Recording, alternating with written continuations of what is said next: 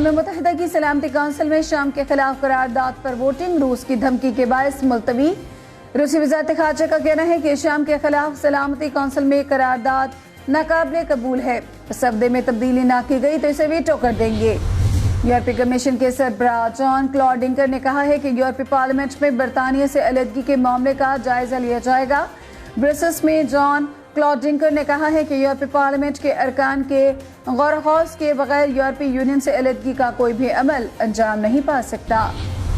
روس نے کہا ہے کہ دہشت گرد عناصر کیمیائی ہتھیاروں کے استعمال کے ذمہ دار ہیں۔ کرملن کے ترجمان دمتری پیسکوف نے کہا ہے کہ روسی فوج دہشت گردوں کے خلاف جنگ میں شامی فوج کی حمایت جاری رکھے گی۔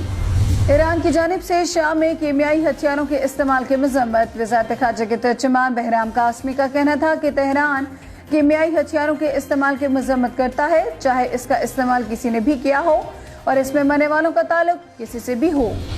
پاکستان کے شہر کراچی کے علاقے گلشن غازی میں گھر پر پہاڑی تودا گرنے سے 5 افراد جاں بحق۔ مقامی حکام کے مطابق پہاڑی تودا رات دیر گئے ضمیر نامی شخص کے گھر پر گرا، جس کے نتیجے میں مکان مالک ضمیر، ان کی بیٹی اقرا اور بیٹا عبداللہ موقع پر ہی جاں بحق، جبکہ 5 افراد زخمی ہو گئے۔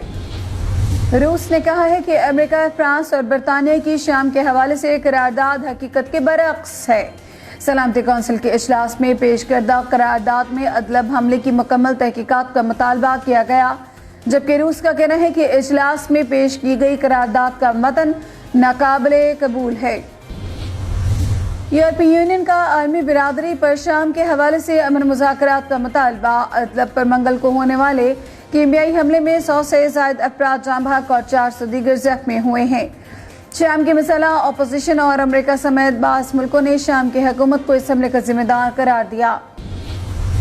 امریکی صدر ڈونلڈ ٹرمپ نے اسٹیو بنین کو قومی سلامتی کونسل سے ہٹا دیا۔ قومی سلامتی کونسل میں کیے گئے ایڈجسٹمنٹ کے بعد CIA ڈائریکٹر اور chairman joint chief of staff کے سربراہ کو دوبارہ کونسل کی سربراہ کمیٹی میں شامل کر لیا گیا۔ پاکستانی فوج کے ترجمان نے کہا ہے کہ جنرل راحیل شریف کی اسلامی ممالک کی افواج کی سربراہی کا معاملہ فائنل ہو چکا ہے۔ سعودی فوجی اتحاد کے لیے راحیل شریف کی تقرری ریاست کا فیصلہ ہے، تاہم پاکستانی دستے سعودیہ سے باہر نہیں جائیں گے۔ اردن کے شاہ عبداللہ کی ڈونلڈ ٹرمپ سے ملاقات، باہمی امور پر تبادلہ خیال۔ سعودی عرب کے حکمرانوں کے بعد اردن کے بادشاہ بھی ٹرمپ کی خوشامد میں پیچھے نہ رہے۔ شاہ عبداللہ نے مسئلہ فلسطین کے حوالے سے ڈونلڈ ٹرمپ کی کوششوں کو خوشائن قرار دیا۔ برطانوی وزیر اعظم کی سعودی فرمان روا سے ملاقات، مختلف امور پر بات چیت۔ ملاقات میں دونوں ملکوں کے درمیان تعلقات اور باہمی دلچسپی کے مختلف امور پر تبادلہ خیال کیا گیا۔ اس سے پہلے شاہ سلمان نے تھریسا مے اور ان کے وفد کے اعزاز میں ظہرانہ دیا تھا۔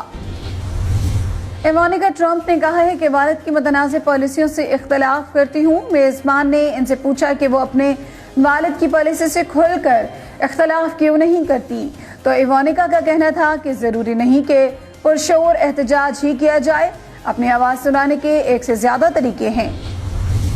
مقبوضہ کشمیر کے سابق وزیر اعلیٰ فاروق عبداللہ نے کہا ہے کہ کشمیر کی آزادی کے لیے نوجوان اپنی زندگیاں قربان کر رہے ہیں۔